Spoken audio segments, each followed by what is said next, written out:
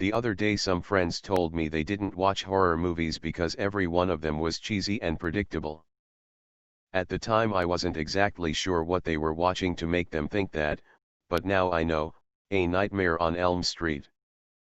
I don't care if it's a classic, it's still one of the single worst movies I've ever seen in my life. I don't understand how this is by the same man who wrote The Last House on the Left, which was superior in every way imaginable. To call this movie cheesy is an understatement.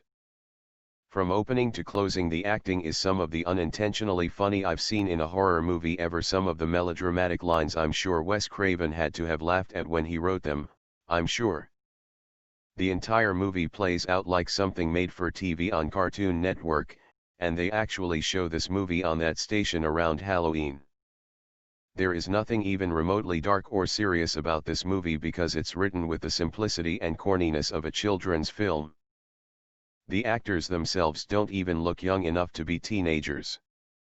Minus the cliché, comical bedroom scene near the end, the movie has no more blood than a kid's movie. I really cannot think of anything in this movie that would be aimed at adults or older teens. A Nightmare on Elm Street is a children's movie through and through. The story itself is throwaway and lacks any creativity whatsoever. A guy kills in your dreams. Other than that, every single factor of A Nightmare on Elm Street uses clichés that were around long before it. A secondary character dies off, the main character goes on a quest to kill the killer, the main character goes to school and almost is killed, the main character does research and finds an urban legend, or the equivalent, on how to kill the supernatural killer, her plan succeeds. And the last few minutes show a reversal of expectations. Anyone remember how many times they've seen that exact plot before? If I were to list the movies on the top of my head with that same plot, it would take at least 2 pages. Those of you who claim this is a superior slasher because it's original do not know what original means. Freddy is the single thing that even kept me watching this movie. His character is a tired cliché exactly like Pennywise and Billy and the Joker and every other villain, but his actual design is at least a little different. He's essentially Mr. Rogers with a burnt face and knives for fingers, but that is more original than you're going to get in most slashers.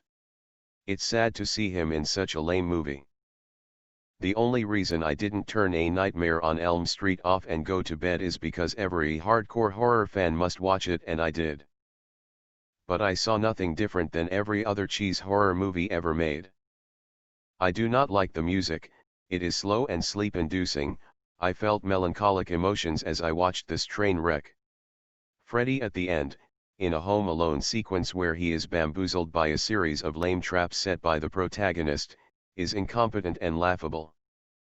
I give this nightmare a nightmare rating of overrated. 4 out of 10.